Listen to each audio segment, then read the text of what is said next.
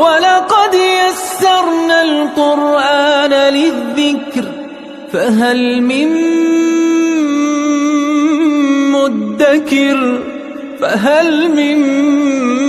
مُدَّكِرٍ الحمدللہ رب العالمین والصلاة والسلام علی اشرف الانبیاء والمرسلین وعلی آلہ الطیبین الطاہرین وعلی آلہ وصحبہ ومن تبعہم بإحسان الی یوم الدین، اما بعد۔ رب اشرح لی صدری ویسر لی امری واحلل عقدۃ من لسانی یفقہوا قولی۔ صدق اللہ العظیم۔ سامعین و ناظرین، السلام علیکم ورحمۃ اللہ وبرکاتہ۔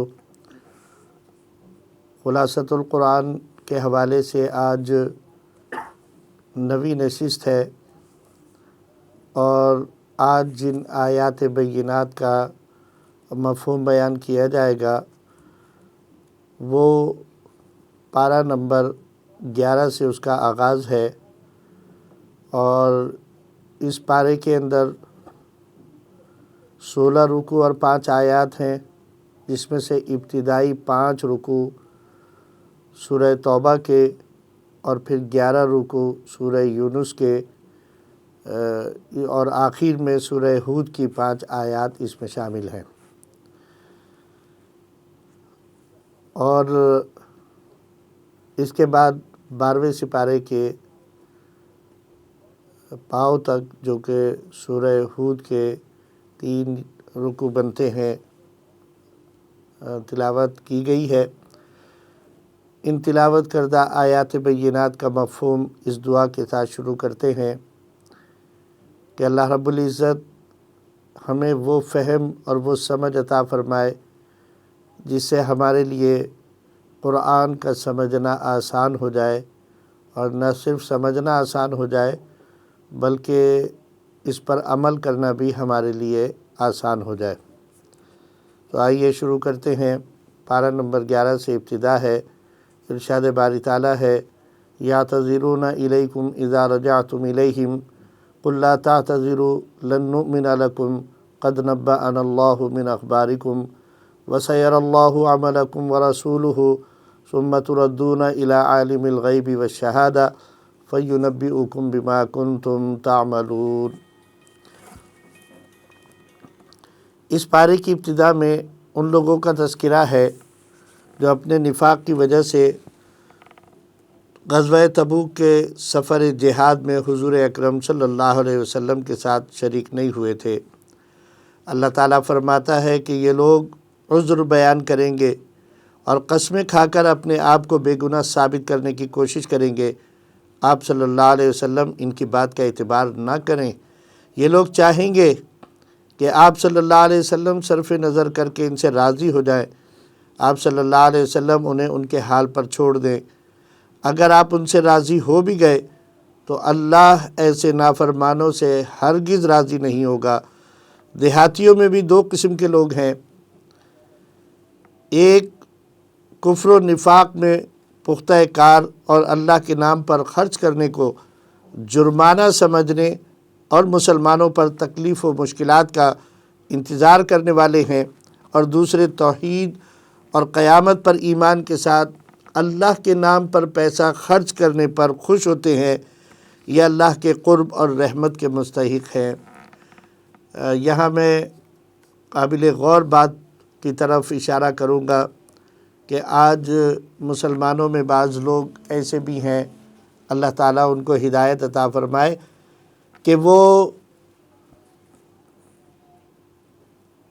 اللہ کی طرف سے عائد کردہ صاحب استطاعت ہونے کے بعد جو فرض ہے زکوٰۃ ادا کرنا، اس کو بھی ایسے ہی سمجھنے لگے ہیں جیسے وہ منافق سمجھا کرتے تھے، اور بے دلی کے ساتھ اور ہیلے بہانے سے زکوٰۃ کو ادا کرنے میں ان کو مشکلات پیش آتی ہیں اور ہیلے بہانے تراشتے ہیں۔ ان کو سمجھنا چاہیے کہ یہ منافقوں کی علامات میں سے ہیں، اور جیسا پہلے آیات میں یہ گزر چکا ہے کہ اللہ رب العزت نے جو مال ہمیں دیا ہے وہ ہمارا ہے ہی نہیں۔ اللہ نے بارہا فرمایا ہے ہم نے تمہیں جو عطا کیا ہے اس میں سے ہماری راہ میں خرچ کرو۔ تو جو ہمارا ہے ہی نہیں اس کے لیے اپنے دل کے اندر کمی محسوس کرنا، تنگی محسوس کرنا، ناخوشی کے ساتھ اسے اللہ کی طرف واپس لوٹانا، یہ کیا معنی رکھتا ہے؟ اس لیے ہمیں چاہیے کہ جب جب اللہ کا حکم آئے، چاہے وہ جہاد کرنے کا ہو، چاہے وہ مال خرچ کرنے کا ہو، ہم خوش دلی کے ساتھ اللہ کے راستے میں اس کو خرچ کرنا سیکھیں۔ اس کے بعد پھر آیات نمبر 100 سے 110 میں اللہ رب العزت نے ارشاد فرمایا والسابقون الاولون من المہاجرین والانصار، دین میں پہل کرنے والے اور نیکی میں سبقت لے جانے والے انصار و مہاجرین اور ان کے متبعین کے لیے جنت کی دائمی نعمتوں کی خوشخبری اور عظیم کامیابی کی اللہ نے خوشخبری عطا فرمائی ہے۔ اور ایسے لوگوں کی تعریف کی گئی ہے جو اپنی غلطیوں کے اعتراف کے ساتھ نیک اعمال سر انجام دینے کی کوشش میں لگے رہتے ہیں، ایسے لوگوں کی توبہ اللہ ضرور قبول فرماتا ہے۔ اس کے بعد منافقین نے جو ایک چال چلی تھی اور مدینہ منورہ کے اندر ایک مسجد بنائی تھی جس کا نام نبی کریم صلی اللہ علیہ وسلم نے مسجد ضرار رکھا تھا، اس کا ذکر اور اس کے ساتھ ہی اہل ایمان نے جو پہلی مسجد تعمیر کی تھی مدینہ طیبہ کے اندر جس کا نام مسجد قباء ہے، جس کی فضیلت یہ ہے کہ جو لوگ مدینہ منورہ جاتے ہیں اور وہ اپنے اپنے مقام سے وضو کرنے کے بعد مسجد قباء جا کر 2 نفل ادا کرتے ہیں، اللہ رب العزت کی طرف سے ان کو ایک کامل عمرے کا ثواب عطا کیا جاتا ہے۔ تو اللہ رب العزت نے یہاں ان کی مسجد کے حوالے سے یہ ارشاد فرمایا کہ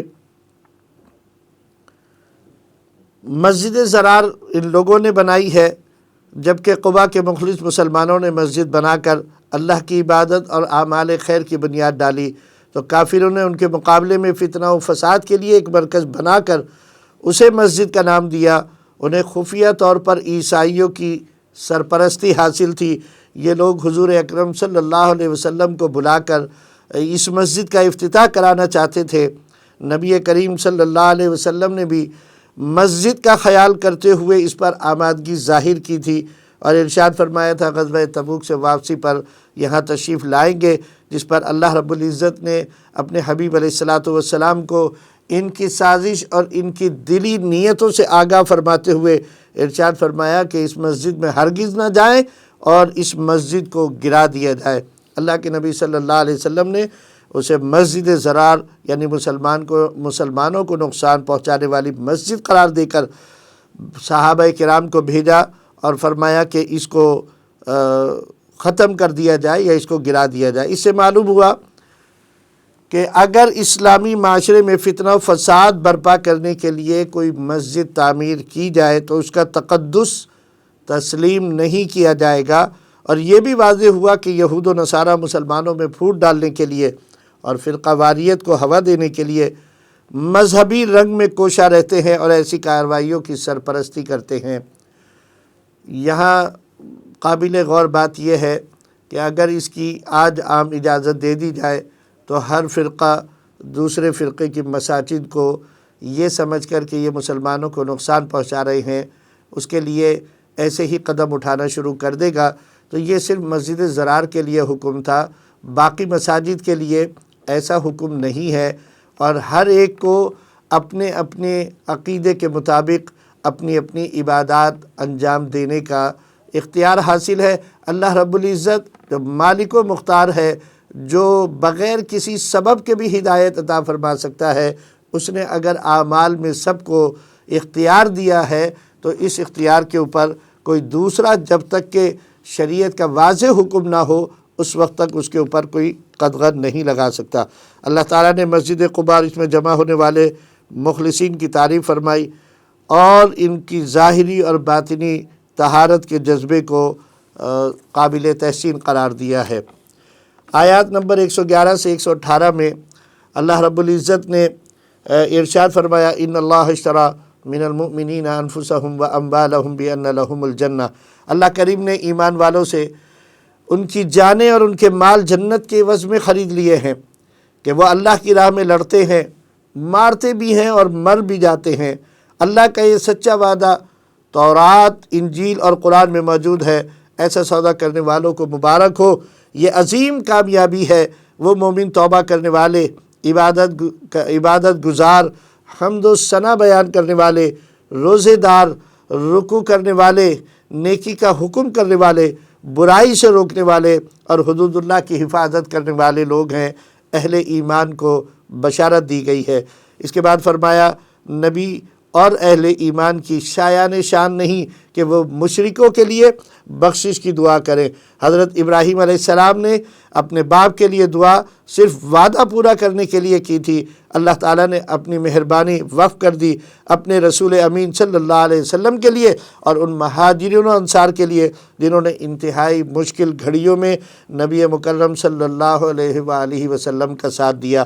اس کے بعد اللہ نے ان 3 اشخاص جس کا میں نے سورہ توبہ کے شروع کے اندر ذکر کیا تھا کہ یہ ان کی توبہ کی قبولیت کے لیے یہ سورہ مبارکہ نازل ہوئی اور اللہ تعالیٰ نے ان کی توبہ کو قبول فرمایا اور اسی پر اس سورت کا نام سورہ توبہ رکھا گیا۔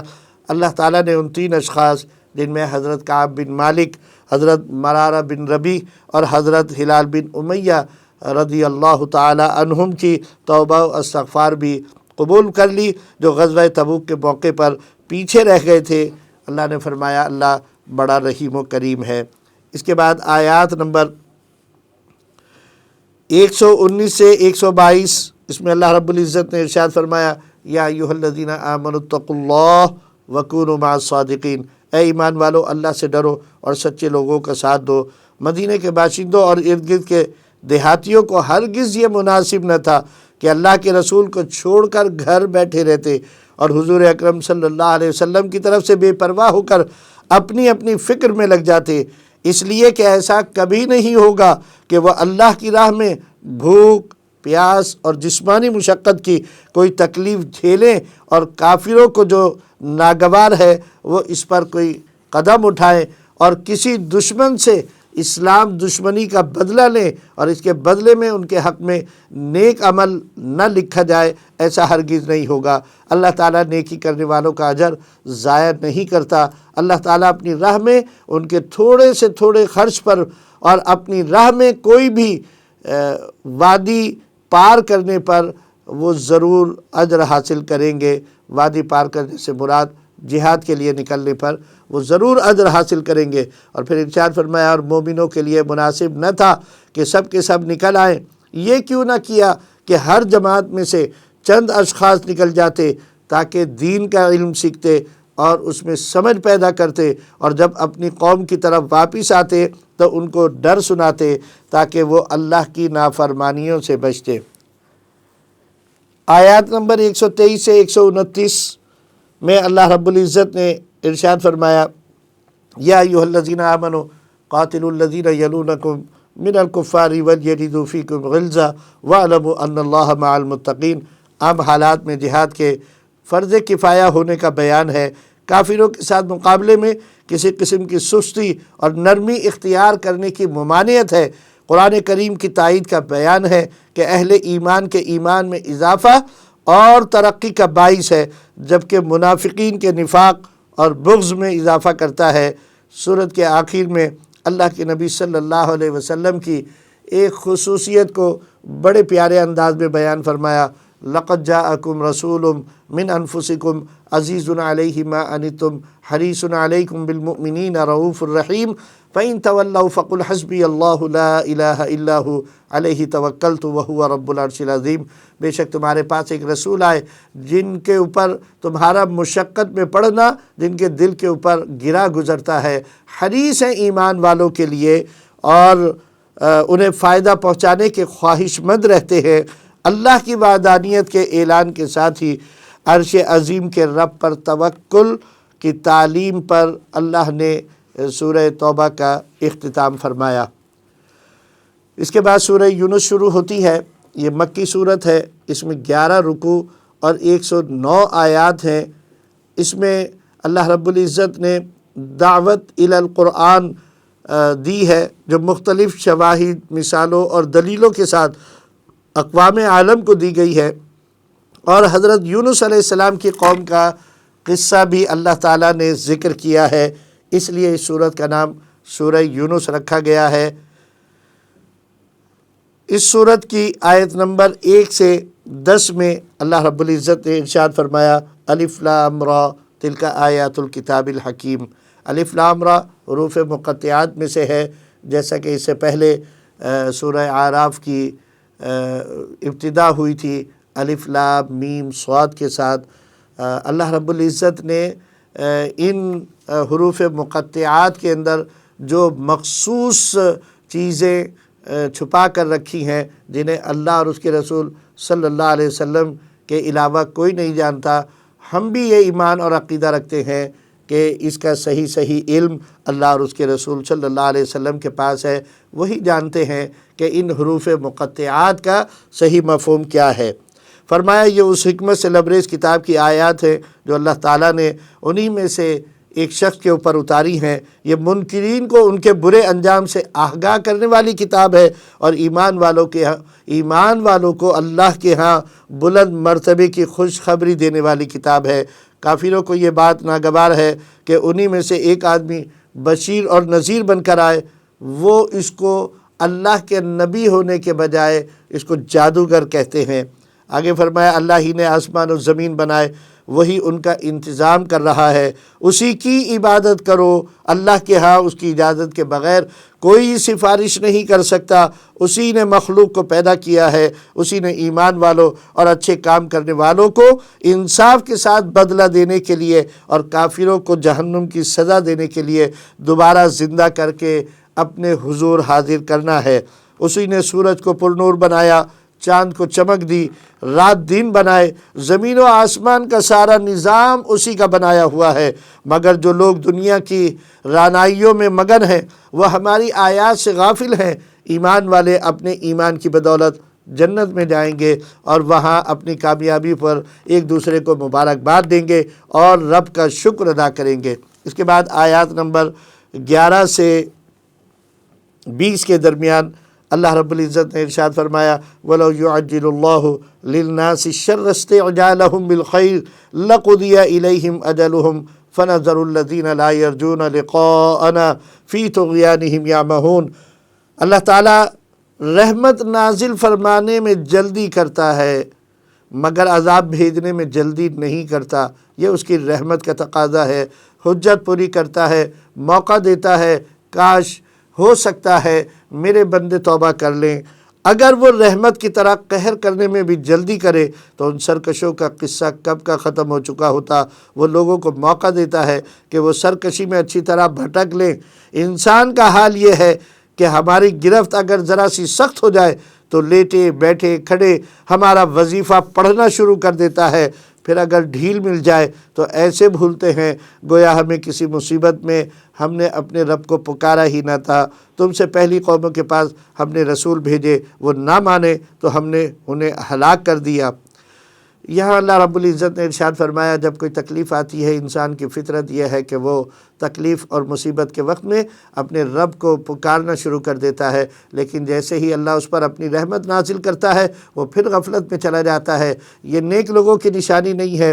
نیک لوگ تو وہ ہیں جو ہر حال میں اپنے رب کو پکارتے رہتے ہیں اور ہر حال میں اپنے رب کی طرف رجوع کرتے ہیں اور ہر حال میں اس کا شکر ادا کرتے ہیں۔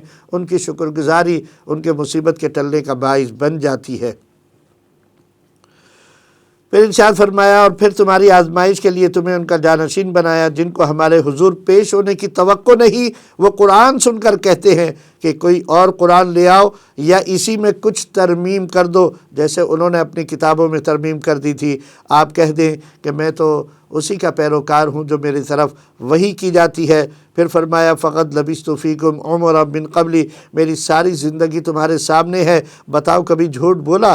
سن لو کہ جو شخص اللہ پر جھوٹ باندھے اس سے بڑھ کر اور کوئی شریر نہیں، اور جو سچے کا انکار کرے یعنی قرآن کا انکار کرے وہ بھی سب سے بڑا ظالم انسان ہے، اور ظالم کبھی کامیاب نہیں ہو سکتا۔ اے حبیب آپ فرمائیے اگر میں جھوٹا ہوں تو پھر مجھے ناکام ہو جانا چاہیے، اور اگر تم سچائی کے منکر ہو تو تمہیں اس کا خمیازہ بھگتنا پڑے گا، فیصلہ اللہ کے ہاتھ میں ہے۔ چنانچہ فیصلہ ہو گیا، جو سچائی کے منکر تھے ان کا نام و نشان مٹ گیا، اور جو سچا تھا اس کی سچائی آج تک قائم ہے اور رہے گی۔ یہ جن چیزوں کی پوجا کر رہے ہیں اور خیال کرتے ہیں کہ یہ ان کے خدا کے سفارشی ہیں، ان کی کوئی حقیقت نہیں۔ اللہ تعالیٰ ہر شرکت سے پاک ہے۔ اگر اللہ نے اپنے فیصلے کا دن مقرر نہ کیا ہوتا تو آج ہی اس جھگڑے کا فیصلہ کر دیتا۔ اس کے بعد پھر آیات نمبر 21 سے 30 میں اللہ رب العزت نے ارشاد فرمایا، وَإِذَا أَذَقْنَا النَّاسَ رَحْمَةً مِّن بَعْدِ ضَرَّاءَ مَسَّتْهُمْ إِذَا لَهُم مَّكْرٌ فِي آيَاتِنَا قُلِ اللَّهُ أَسْرَعُ مَكْرًا إِنَّ رُسُلَنَا يَكْتُبُونَ مَا تَمْكُرُونَ۔ جب ہم تکلیف کے بعد انہیں راحت دیتے ہیں تو یہ اپنی فطری کجروی کے باعث شرارتوں پر اتر آتے ہیں۔ آپ انہیں بتا دیجئے کہ ہمارے فرشتے سب کچھ لکھ رہے ہیں، اور اللہ بہت جلد تمہاری بدفعلی پر تمہیں سزا دینے والا ہے۔ بحر و بر میں اللہ کے حکم پر تمام نقل و حرکت ہوتی ہے۔ بادبانی کشتیاں ہوا کے زور پر تمہیں منزل مقصود تک لے جائیں تو تم خوش ہوتے ہو، اور شرک میں مبتلا رہتے ہو اور طغیانی میں پھنس کر باد مخالف کی زد میں آ جائیں تو مایوس ہو کر اللہ سے مدد طلب کرنے لگتے ہو۔ جیسے ہی اللہ نجات دیتا ہے تم پھر شرک میں مبتلا ہو جاتے ہو۔ دنیا کی فانی اور عارضی زندگی کی مثال ایسی ہے جیسے بارش برسے اور کھیتیاں لہلہانے لگیں اور کسان خوش ہونے لگیں، اسی اثنا میں کوئی آفت آ کر اسے اس طرح تباہ و برباد کر کے رکھ دے جیسے کچھ تھا ہی نہیں۔ تو غور اور فکر کرنے والوں کے لیے ہم ایسی ہی آیات کو واضح کرتے ہیں، اور اللہ تمہیں جنت کی طرف بلاتا ہے۔ پھر ارشاد فرمایا، نیک و صالح لوگوں کے لیے بہترین بدلہ ہے، ان کے چہروں پر ذلت و رسوائی یا کدورت نہیں چھائی رہتی۔ یاد رکھو، گناہ گاروں کو ان کے گناہ کا بدلہ ملے گا، ان کے چہروں پر ذلت اور سیاہی چھائی رہے گی۔ ہم قیامت میں ان سب کو جمع کر کے پوچھیں گے تو یہ اپنے معبودان باطل کا انکار کریں گے، اور ان کے معبود ان کا انکار کرتے ہوئے کہیں گے کہ یہ ہماری عبادت نہیں کرتے تھے۔ وہاں ہر شخص اپنے کیے کا مزہ ضرور چکھے گا۔ اس کے بعد آیات نمبر 31 سے 40 میں اللہ تعالیٰ ارشاد فرماتا ہے، قُلْ مَنْ يَرْزُقُكُم مِّنَ السَّمَاءِ وَالْأَرْضِ أَمَّنْ يَمْلِكُ السَّمْعَ وَالْأَبْصَارَ وَمَنْ يُخْرِجُ الْحَيَّ مِنَ الْمَيِّتِ وَيُخْرِجُ الْمَيِّتَ مِنَ الْحَيِّ وَمَنْ يُدَبِّرُ الْأَمْرَ فَسَيَقُولُونَ اللَّهُ فَقُلْ أَفَلَا تَتَّقُونَ۔ ان سے پوچھئے کہ تمہیں رزق کون دیتا ہے، کان اور آنکھیں کس نے تمہیں عطا فرمائی، بے جان میں سے جاندار اور جاندار میں سے بے جان کس نے نکالا، کائنات کا یہ سارا نظام کون چلا رہا ہے؟ یہ کہیں گے کہ بے شک اللہ ہے۔ ان سے کہو پھر اس سے ڈرتے کیوں نہیں؟ اس کے سوا کوئی ہے جس نے مخلوق بنائی ہو اور پھر مار کر دوبارہ زندہ کر سکتا ہو؟ اس کے سوا کوئی ہے جو سیدھے راستے کی طرف رہنمائی کر سکتا ہو؟ ان میں سے تو اکثر محض قیاس کے پیچھے چلتے ہیں۔ قرآن کسی انسان کا بنایا ہوا نہیں بلکہ اللہ کا بھیجا ہوا ہے۔ اگر یہ کسی انسان کا بنایا ہوا ہوتا تو تم سب مل کر اس جیسی ایک صورت تو بنا کر دکھاؤ۔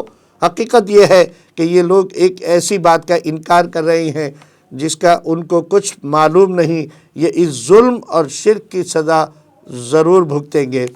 اس کے بعد آیات نمبر 41 سے 58 میں اللہ رب العزت نے ارشاد فرمایا، اے نبی صلی اللہ علیہ وسلم، اگر یہ آپ کی بات نہیں مانتے تو کہہ دیجئے تم اپنا کام کرو، میں اپنا فرض ادا کر رہا ہوں۔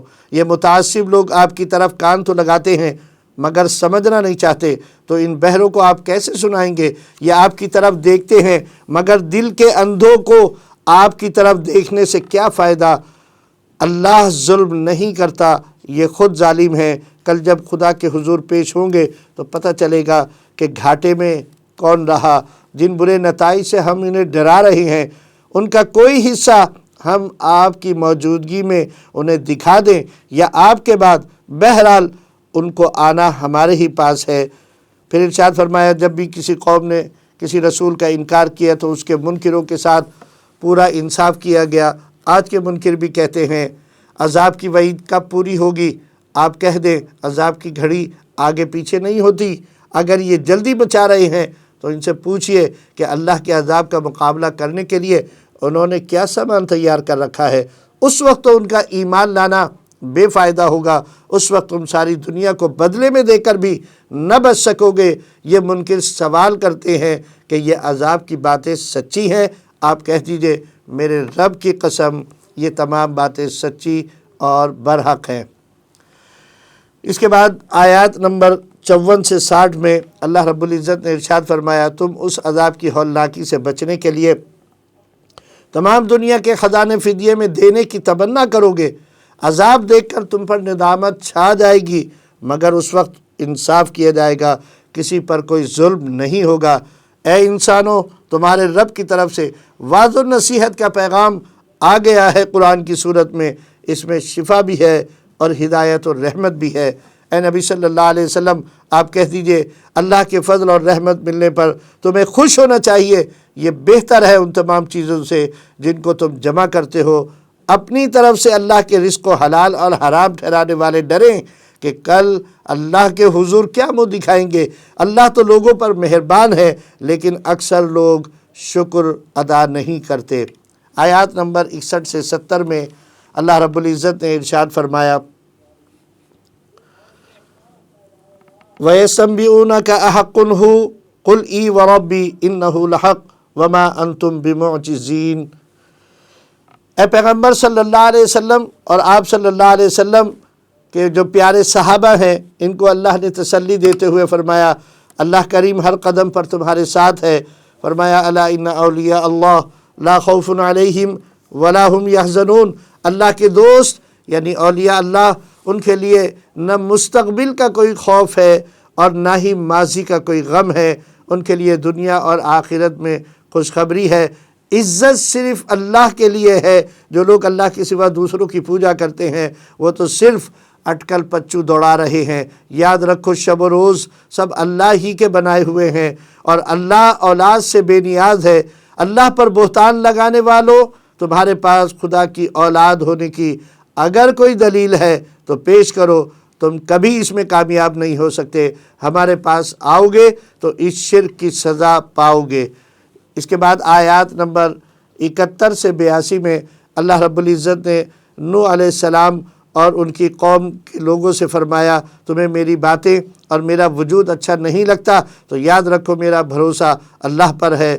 جاؤ میرے خلاف جو کر سکتے ہو کر گزرو، میں تم سے کچھ نہیں مانگتا، میں صرف اللہ کا فرما بردار ہوں۔ لوگوں نے حضرت نوح علیہ السلام کی بات نہیں مانی۔ ہم نے نوح کے دشمنوں کو غرق کیا اور نوح کو اور ان کے ساتھیوں کو بچا لیا۔ آگے فرمایا نوح کے بعد کئی پیغمبر آئے مگر جن کے دلوں پر ہم نے مہر لگا دی تھی انہوں نے پیغمبروں کی کوئی بات نہیں مانی۔ پھر ہم نے موسیٰ اور ہارون علیہ السلام کو فرعون کی طرف بھیجا، وہ جھٹ سے بولا تم تو جادوگر ہو۔ موسیٰ علیہ السلام نے فرمایا یہ حق ہے، جادوگری نہیں، جادوگر حق کے مقابلے میں کبھی کامیاب نہیں ہوتے۔ فرعونیوں نے کہا تو ہمیں باپ دادا کے راستے سے ہٹا کر اپنی سلطنت قائم کرنا چاہتے ہو، ہم تمہارے مقابلے میں جادوگروں کو لائیں گے۔ جادوگر آئے مگر اللہ کے حکم سے ان کا سارا جادو باطل ہو گیا، اللہ نے حق کو سچ کر دکھایا۔ اس کے بعد آیت نمبر 83 سے 92 میں اللہ تعالیٰ نے ارشاد فرمایا وَيُحِقُّ اللَّهُ الْحَقَّ بِكَلِمَاتِهِ وَلَوْ كَرِهَ الْمُجْرِمُونَ۔ حضرت موسیٰ کو ان کی قوم کے چند نوجوانوں کے سوا کسی نے نہ مانا۔ مفسد فرعون کا ملک پر بڑا تسلط تھا، لوگ اسے ڈرتے تھے۔ موسیٰ نے اپنی قوم سے کہا کہ اگر تم میں ایمان صادق ہے تو اللہ پر بھروسہ کرو۔ انہوں نے کہا اللہ ہمارا بھروسہ، اے اللہ ہمارا بھروسہ آپ کی ذات پر ہی ہے، اے اللہ ہمیں ظالموں کا تختہ مشق نہ بنانا۔ پھر فرمایا ہم نے موسیٰ کے ساتھیوں کو نماز قائم کرنے کا حکم دیا۔ موسیٰ نے بارگاہ خداوندی میں عرض کیا اے اللہ فرعون اور اس کی قوم مال و دولت پر نازا ہے، یہ تیرے بندوں کو اس کے ذریعے سے گمراہ کر رہے ہیں، تو فرعونیوں کو ملیہ میٹ کر دے۔ تو ہم نے بنی اسرائیل کو سمندر کے پار اتار دیا۔ فرعون نے سمندر میں اسرائیلیوں کا پیچھا کیا، جب سمندر میں ڈوبنے لگے تو بولے ہم ایمان لائے اس خدا پر جس پر بنی اسرائیل ایمان لائے ہیں۔ اللہ نے فرمایا ظالمو، اب ایمان لاتے ہو، ساری زندگی تو نافرمانی اور فساد مچاتے رہے، اب ماننے سے کیا حاصل؟ ہم تجھے اور تیری لاش کو پیچھے آنے والوں کے لیے عبرت کا سامان بنائیں گے۔ اس کے بعد آیات نمبر 93 سے 103 میں اللہ رب العزت نے ارشاد فرمایا کہ وَلَقَدْ بَوَّأْنَا بَنِي إِسْرَائِيلَ مُبَوَّعَ صِدْقٍ وَرَزَقْنَاهُمْ مِنَ الطَّيِّبَاتِ، ہم نے پھر بنی اسرائیل کو اقتدار بخشا، انہیں پاکیزہ رزق دیا، لیکن انہوں نے پھر ہدایت آ جانے کے بعد اختلافات پیدا کر کے حقیقت کو گم کر دیا۔ اب ان کی دھاندلیوں کے فیصلے قیامت کے دن کیے جائیں گے۔ اس کے بعد مسلمانوں کو تلقین کی گئی ہے کہ مخالفین کا شور اور ان کی مخالفت تم کو اس کتاب کے بارے میں کسی شک میں نہ ڈالے، یہ بالکل حق ہے۔ انصاف پسند اہل کتاب بھی اس کے حق ہونے کے گواہ ہیں، جن کے بارے میں حکم الہی ہو چکا ہے، وہ جب تک فیصلہ کن عذاب نہ دیکھ لیں ایمان لانے والے نہیں۔ سنت الہی یہ ہے کہ کوئی قوم قانون الہی کی زد میں آ جائے تو اس کو ایمان نصیب نہیں ہوا کرتا۔ صرف قوم یونس ایسی قوم ہے جو عذاب الہی کی زد میں آتے آتے بچ گئی۔ ان پر عذاب آنے کو تھا کہ وہ لوگ ایمان لائے اور اللہ نے ان کو بچا لیا۔ اللہ چاہتا ہے کہ لوگ از خود ایمان لائیں۔ اگر اللہ تعالیٰ زبردستی مسلمان بنانا چاہتا تو سب کو ایک طریقے پر چلا دیتا۔ جو لوگ اپنے دلوں پر بدکاریوں کی نجاست کے انبار جمع کر لیتے ہیں ان کے لیے کبھی بھی ایمان کی راہ نہیں کھلتی۔ یہ لوگ تو بس فیصلہ کن دن کے انتظار میں ہیں۔ ان سے کہہ دیجئے اس گھڑی کا انتظار کرو اور میں بھی اب تمہارے لیے اسی کے انتظار میں ہوں۔ اور اس کے بعد پھر آیات نمبر 104 سے 109 میں اللہ رب العزت نے ارشاد فرمایا قُلْ يَا أَيُّهَا النَّاسُ إِن كُنتُمْ فِي شَكٍّ مِّن دِينِي فَلَا أَعْبُدُ الَّذِينَ تَعْبُدُونَ مِن دُونِ اللَّهِ وَلَكِنْ أَعْبُدُ اللَّهَ الَّذِي يَتَوَفَّاكُمْ وَأُمِرْتُ أَنْ أَكُونَ مِنَ الْمُؤْمِنِينَ۔ نبی اکرم صلی اللہ علیہ وآلہ وسلم کی زبان مبارک سے مخالفین کے سامنے یہ فیصلہ کن اعلان کروا دیا کہ اگر کسی کو میرے دین کے بارے میں شک ہے تو وہ سن لے کہ جن کو تم پوچھتے ہو میں ان کو نہیں پوچھتا، میں صرف اللہ وحدہ لا شریک کی عبادت کروں گا۔ نفع و ضرر اللہ ہی کے اختیار میں ہے، اگر وہ نقصان پہنچانا چاہے تو کوئی اسے ٹال نہیں سکتا۔ خوب کان کھول کر سن لو، تمہارے پاس حق آ چکا ہے۔ جو راہ ہدایت اختیار کرے گا اسی کا نفع اس کو پہنچے گا، اور جو گمراہی کی راہ اختیار کرے گا اس کا انجام خود اسے بھگتنا پڑے گا، اور میں تم پر نگران نہیں ہوں۔ آخرت میں وحی کی اتباع اور ثابت قدمی کی تلقین پر سورہ یونس کا اختتام ہوتا ہے۔ اس کے بعد سورہ ہود کی چند آیات شروع ہوتی ہیں 11ویں سپارے میں۔ سورہ ہود مکی صورت ہے، اس میں 10 رکوع اور 123 آیات ہے۔ اس صورت میں رسالت کا موضوع مرکزی موضوع کی حیثیت رکھتا ہے، اور اس میں اللہ نے 6 نافرمان قوموں کا ذکر کیا ہے جن پر اللہ نے اپنا غضب نازل کیا۔ حضرت ابن عباس رضی اللہ تعالیٰ عنہ بیان کرتے ہیں کہ ایک بار حضرت ابوبکر صدیق رضی اللہ تعالیٰ عنہ نے نبی کریم صلی اللہ علیہ وسلم سے کہا یا رسول اللہ صلی اللہ علیہ وسلم کیا حال ہے، آپ کیوں بوڑھے لگ رہے ہیں؟ تو نبی کریم صلی اللہ علیہ وسلم نے ارشاد فرمایا مجھے ہود، واقعہ، مرسلات، نبا اور سورہ کولت نے بوڑھا کر دیا۔ اس صورت میں دوسرے انبیاء کے علاوہ قوم عاد، ان میں مبعوث کیے گئے نبی حضرت ہود علیہ السلام کا بھی تذکرہ ہے، اس لیے اس صورت کا نام سورہ ہود رکھا گیا۔ اس کی آیت نمبر 1 سے 5 کے اندر اللہ رب العزت نے ابتدا میں قرآن کریم کی حقانیت کا بیان کیا کہ یہ مفصل اور پر حکمت کتاب ہے، پھر توحید باری تعالی کا بیان اور توبہ و استغفار کی تلقین کے ساتھ آخرت کے یوم حساب کا تذکرہ اور محاسبے کے عمل کی یاد دہانی کرائی ہے، اور اللہ کے علم کی وسعت اور اس اس نے احاطہ کر رکھا ہے اس کا بیان کہ وہ خفیہ و اعلانیہ ہر چیز کو جانتا ہے اور سینوں کے تمام بھید اس کے علم میں ہے۔ اس کے بعد 12ویں سپارے کی ابتدا ہوتی ہے۔ یہ سپارہ 16 رکوع اور 3 آیات پر مشتمل ہے۔ پہلے 10 رکوع سورہ ہود ہیں اور آخری 6 رکوع اور 3 آیات سورہ یوسف کی بیان کی گئی ہیں۔ آیت نمبر 6 سے 8 میں اللہ رب العزت نے اپنے رزاق ہونے کی صفت کو بیان کرتے ہوئے اس انداز سے خطاب فرمایا، وَمَا مِن دَابَّةٍ فِي الْأَرْضِ إِلَّا عَلَى اللَّهِ رِزْقُهَا وَيَعْلَمُ مُسْتَقَرَّهَا وَمُسْتَوْدَعَهَا كُلٌّ فِي كِتَابٍ مُبِينٍ، کہ تمام مخلوقات کی معیشت کا حل بیان کرتے ہوئے اعلان کیا، زمین پر چلنے والے تمام جانوروں کی روزی اللہ تعالیٰ نے اپنے ذمے لے رکھی ہے۔ اللہ تعالیٰ ان کی عارضی اور مستقل قیام گاہ کو جانتا ہے۔ غور کرنے کی بات ہے، اس قدر انسان کے علاوہ باقی مخلوقات ہیں جن کا کوئی شمار ہی نہیں ہے، بلکہ اگر یہ کہوں تو غلط نہیں ہوگا کہ آج تک بھی انسانیت نے اللہ کی ان تمام مخلوقات کا علم نہیں حاصل کیا۔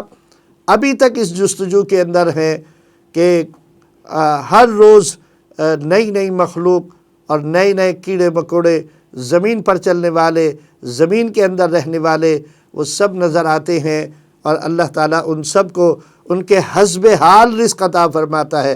ایسا ہرگز نہیں ہے کہ ہاتھی کے لیے چیونٹی کی غذا مقرر کر دی ہو اور چیونٹی کے لیے ہاتھی کی غذا، بلکہ جو جس حال کا ہے، جس کو جیسی غذا کی اور جتنی غذا کی ضرورت ہے، اللہ تعالیٰ نے یہاں فرمایا کہ اس نے اپنے ذمے لے رکھی ہے۔ اللہ تعالیٰ ان کے عارضی اور مستقل قیام گاہ کو بھی جانتا ہے۔ 6 دن میں آسمان و زمین پیدا کر کے انسان کو دنیا میں بھیجا تاکہ بہتر سے بہتر عمل کرنے والے کو منتخب کیا جا سکے۔ اللہ کے ہاں مقدار کی کثرت کے بجائے معیار کا حسن مطلوب ہے۔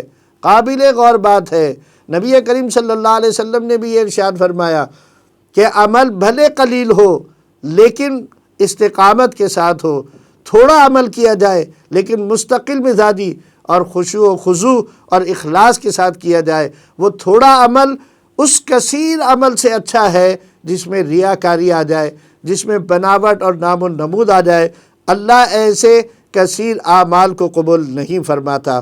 تو اللہ نے فرمایا کہ یہاں اللہ کے ہاں مقدار کی کثرت کے بجائے معیار کا حسن مطلوب ہے۔ اگر آپ کہتے ہیں کہ مرنے کے بعد دوبارہ انسان زندہ کیے جائیں گے، تو یہ لوگ یعنی کافر کہتے ہیں کہ مردوں کو زندہ کرنا تو جادو کے عمل سے ہی ممکن ہو سکتا ہے، اور ہم اگر ان کے نافرمانیوں پر مصلحت کے پیش نظر عذاب نہیں اتارتے تو یہ کہتے ہیں کہ آپ کے عذاب موعود کو کس نے روک لیا ہے، وہ آتا کیوں نہیں؟ آپ ان سے کہیے کہ عذاب کی جلدی نہ مچائیں، جس دن ہم نے عذاب اتار دیا تم اسے روکنے کی طاقت نہیں رکھو گے۔ اور ایسا ہی ہوا، اللہ رب العزت نے عذاب کے لیے جو وقت مقرر کر رکھے تھے، اس وقت کے اوپر جب عذاب آیا تو اللہ کے عذاب کو سوائے اس کے روکنے والا کوئی دوسرا موجود نہیں تھا۔ اس کے بعد آیات نمبر 9 سے 24 کے اندر اللہ تعالیٰ نے ارشاد فرمایا، وَلَئِنْ أَذَقْنَا الْإِنسَانَ مِنَّا رَحْمَةً ثُمَّ نَزَعْنَاهَا مِنْهُ إِنَّهُ لَيَئُوسٌ کفور۔ اگر ہم انسان کو نعمت دے کر چھین لیں تو یہ مایوس اور ناشکرا ہو جاتا ہے، اگر اس کی تکلیف دور کر کے کسی طرح کا انعام کر دیں تو ڈینگے مارنے لگتا ہے۔ یاد رکھو، آزمائشوں میں صبر کرنے والے اور اچھے کام کرنے والے ہی بخشش کے مستحق ہیں۔ یہاں سمجھ لیجئے اچھی طرح سے کہ اللہ سے ہر حال میں انسان کو اپنے لیے رحمت طلب کرنی چاہیے، اور اگر اس کے باوجود کوئی آزمائش آ جائے، مال دے کر لے لے، جان کا نقصان ہو جائے، اولاد کی صورت میں، گھر بار کی صورت میں، ماں باپ کی صورت میں، عورت کے لیے اس کے شوہر کی صورت میں، تو پھر یہ ناشکری کرنے کے بجائے اس کے اوپر صبر اختیار کر کے اللہ ہی کی طرف رجوع کرنا چاہیے۔ تو اللہ تعالیٰ ایسے لوگوں کو اپنی رحمت میں لے لیتا ہے۔ نبی کریم صلی اللہ علیہ وسلم سے فرمایا کہ آپ مخالفین کے مطالبہ معجزات سے دل شکستہ نہ ہوں. آپ کا کام تو برائیوں کے نتائج سے خبردار کرنا ہے، باقی معاملہ اللہ کے ذمے ہے. اگر یہ کہیں یہ تمہارا گھڑا ہوا ہے یہ قرآن، تو ان کو کہہ دیں 10 ایسی ہی صورتیں بنا کر لے آؤ اور جس کی مدد حاصل کرنا چاہو کر لو، لیکن یہ چیلنج قبول کرنے کی ہمت نہ پاؤ تو مان لو کہ یہ اللہ کا کلام ہے. اللہ نے دعویٰ اس قرآن کے بارے میں اس قوم کی طرف کیا کہ اگر تم یہ سمجھتے ہو کہ یہ کسی کے کلام کی اثر انگیزی ہے اللہ کے علاوہ، تو تم سے کہتے ہیں تم بھی اہل عرب ہو، تمہاری زبان بھی عربی ہے، تم بھی بڑے فصیح ہو، تم بھی اپنی فصاحت کے اوپر بلند و باغ دعوے کرتے ہو، تو جاؤ تم ہی نہیں اپنے ساتھ اپنے حمایتیوں کو بھی بلا لو اور 10 ایسی آیتیں بنا کر لے آؤ. لیکن اگر نہ مانو، اگر نہ کر سکو ایسا، تو پھر اللہ کی اس کتاب کو مان لو اور یہ مان لو کہ یہ اللہ کا کلام ہے. سو جو دنیا کا طالب ہے اس کے لیے آخرت میں کوئی حصہ نہیں. ہم نے جس کو واضح دلیل کے ساتھ بھیجا ہے اور قرآن جس کی صداقت کا گواہ ہے، اس کے مقابلے میں وہ جو نور بصیرت سے محروم ہے، دونوں کیسے یکساں ہو جائیں گے؟ اللہ پر جھوٹ باندھنے والے اللہ کے حضور پیش ہوں گے اور آخرت میں یقیناً خسارہ پائیں گے. ہاں، ایمان والے جو اپنے رب کے سامنے جھک گئے یقیناً جنتی ہیں. یاد رکھو، اندھا، بہرا اور دیکھنے اور سننے والا ایک جیسے نہیں ہو سکتے. اس کے بعد اللہ رب العزت نے اس صورت میں 6 جلیل القدر پیغمبروں اور ان کی بدعمال قوموں کا ذکر کیا. اسے بتانا یہ مقصود ہے کہ ہر دور میں انسان کی فلاح کے لیے اللہ نے اپنے رسول بھیجے ہیں، اور دوسرا مقصد یہ ہے کہ اپنے حبیب کریم صلی اللہ علیہ وسلم کی دلجوئی فرمانی ہے کہ اے حبیب صلی اللہ علیہ وسلم، آپ اہل مکہ کے سلوک سے پریشان نہ ہو. پہلے نبیوں سے ان کی قوموں نے ایسا ہی سلوک کیا. تیسرا یہ کہ اللہ نے کئی ہزار سال پہلے بدعمال قوموں کا نقشہ اس کتاب میں کھینچ دیا، اور اس صورت کے اندر خاص طور سے، اور پھر اس لیے کھینچ دیا تاکہ لوگ اس کو سن کر اس سے عبرت حاصل کریں. آیت نمبر 25 سے 35 کے درمیان اللہ تعالیٰ نے ارشاد فرمایا وَلَقَدْ أَرْسَلْنَا نُوحًا إِلَىٰ قَوْمِهِ إِنِّي لَكُمْ نَذِيرٌ مُّبِينٌ. اس رکوع میں حضرت نوح علیہ السلام اور ان کی قوم کا سبق آموز واقعہ بیان ہوا ہے. نوح علیہ السلام نے قوم کو توحید و رسالت کی بات سمجھائی اور نہ ماننے کی صورت میں انہیں دردناک عذاب کی وعید بھی سنائی. قوم میں اونچی سوسائٹی کے لوگ، سردار، حاکم اور ارباب اقتدار کہنے لگے کہ آپ ہمارے جیسے تو عام انسان ہیں، اور آپ کا ساتھ دینے والے وہ لوگ ہیں جو معاشرے کے نچلے طبقے کے لوگ ہیں. دنیا کے اعتبار سے آپ کے اندر وہ کون سی خوبی ہے جس کی بنیاد پر ہم آپ پر ایمان لائیں؟ ہمیں تو آپ جھوٹے معلوم ہوتے ہیں. حضرت نوح علیہ السلام نے جواب دیا کہ ہدایت کے لیے مفادات اور مال و دولت کی ضرورت نہیں ہوتی، بلکہ دلائل اور رحمت خداوندی درکار ہوتی ہے، اور یہ نعمت اللہ کے فضل سے ہمیں حاصل ہے.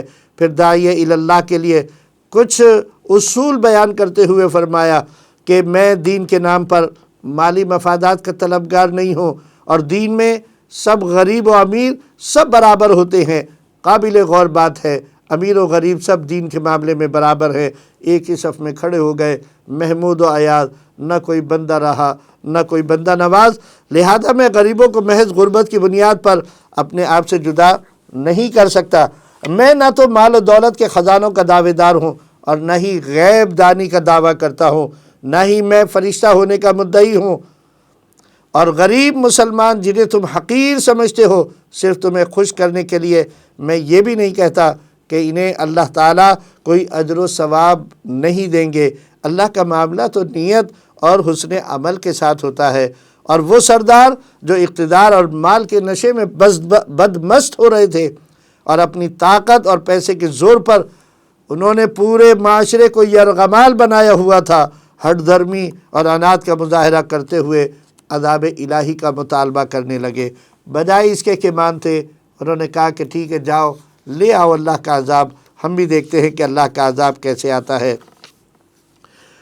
اس کے بعد آیات نمبر 36 سے 49 میں اللہ رب العزت نے ارشاد فرمایا وَأُوحِيَ إِلَى نُوحٍ أَنَّهُ لَن يُؤْمِنَ مِن قَوْمِكَ إِلَّا مَن قَدْ آمَنَ فَلَا تَبْتَئِسْ بِمَا كَانُوا يَفْعَلُونَ۔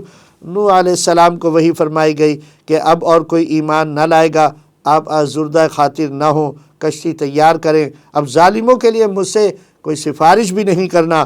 نوح علیہ السلام کو یہ لوگ کشتی بناتے دیکھتے تو مذاق اڑاتے۔ حضرت نوح علیہ السلام فرماتے ٹھہر جاؤ، جلد پتہ چل جائے گا کہ عذاب کس پر آتا ہے اور رسوا کون ہوتا ہے۔ اللہ کا حکم آیا، طوفان ابل پڑا۔ نوح علیہ السلام اللہ کے حکم سے اپنے ساتھیوں اور جانوروں کے جوڑوں سمیت کشتی پر سوار ہو گئے۔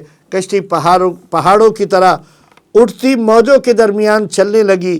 نوح علیہ السلام نے اپنے سرکش بیٹے کنعان کو دیکھا تو کہا آجا میرے ساتھ کشتی پر سوار ہو جا، کافروں کے ساتھ نہ رہ۔ اس نے کہا میں اس پہاڑ پر چڑھ جاؤں گا، اس پہاڑ پر چڑھ جاؤں گا۔ نوح علیہ السلام نے کہا آج اللہ کے قہر سے کوئی بچانے والا نہیں مگر وہی بچے گا جس پر وہ خود رحم فرمائے گا۔ اتنے میں بیٹا ڈوبنے لگا تو نوح علیہ السلام نے رب سے درخواست کی الہی یہ میرا بیٹا ہے، تیرا وعدہ سچا ہے، اس کو بچا لے۔ اللہ نے فرمایا یہ تیرا بیٹا نہیں ہے کہ اس کے عمل اچھے نہیں ہیں، دیکھو ایسی بات کی درخواست نہ کرو جس کا علم نہ ہو۔ نوح علیہ السلام نے عرض کی اے اللہ مجھے معاف کر دے، تو نے معاف نہ فرمایا تو میں نقصان اٹھانے والوں میں سے ہو جاؤں گا۔ پھر نوح علیہ السلام کی کشتی جودی پہاڑ پر ٹھہری اور ان کو حکم ہوا سلامتی اور برکتوں کے ساتھ اتر آؤ۔ اس رکوع کے اندر قابل غور بات ہے، نبی کا بیٹا ہونے کے باوجود کنعان بچ نہیں سکا۔ پتہ یہ چلا کہ اللہ کے ہاں ایمان اور عمل صالح کی قدر ہے۔ نسبت کی وجہ سے، نبی کا بیٹا ہونے کی وجہ سے کوئی نہیں بچ سکتا، تو پھر وہ بھی نہیں بچے گا جو اپنے تئیں یہ سمجھتا ہے کہ ہم نے فلاں بزرگ سے بیعت حاصل کر لی ہے تو بس ہم بچ جائیں گے۔ نہیں، اس کو یہ دیکھنا چاہیے کہ جس سے اس نے بیعت حاصل کی ہے اس کے اعمال کیسے ہیں، اس جیسے عمل اختیار کرنا چاہیے۔ کوئی بھی اللہ والا کبھی بھی کسی کو نافرمانی کی نہ دعوت دیتا ہے اور نہ اس کا عہد لیتا ہے۔ وہ تو بیعت کرتے ہوئے یہ عہد لیتا ہے اور یہ دعا کرتا ہے اے اللہ اس کے پچھلے گناہ معاف کر دے، اور عہد یہ لیتا ہے کہ میں اپنی آئندہ زندگی اللہ اور اس کے رسول کے حکم کے مطابق بسر کروں گا۔ تو اس سے ان لوگوں کی آنکھیں کھل جانی چاہیے کہ جو یہ کہتے ہیں کہ ہمیں فلاں بزرگ کی نسبت حاصل ہے، ہمیں فلاں بزرگ کی نسبت حاصل ہے، ہم ان کی نسبت کی وجہ سے بچ جائیں گے۔ اللہ تعالیٰ نے جب نوح علیہ السلام کے بیٹے کو ان کا بیٹا ہونے کی نسبت کو خاطر میں نہ لا کر اس کو نافرمانی کی وجہ سے اور کفر کی وجہ سے عذاب کا نشانہ بنایا تو پھر کسی اور کی کیا مثال پیش کی جا سکتی ہے۔ عمل اللہ کے ہاں حسن عمل کی قدر ہے، حسن عمل اختیار کرنا چاہیے۔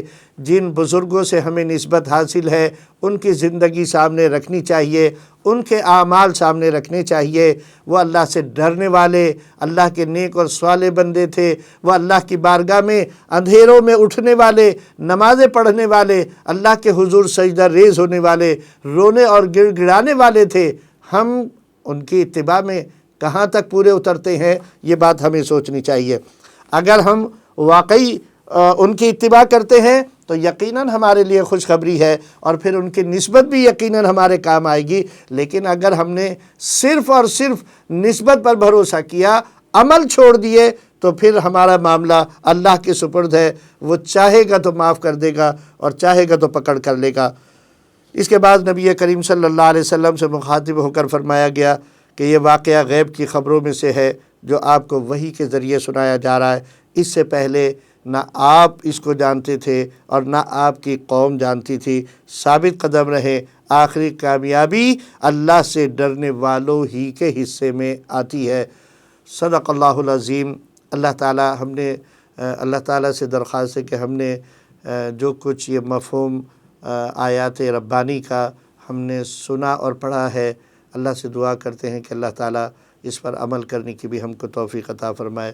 وما توفیق الا باللہ وما علینا الا البلاغ المبین۔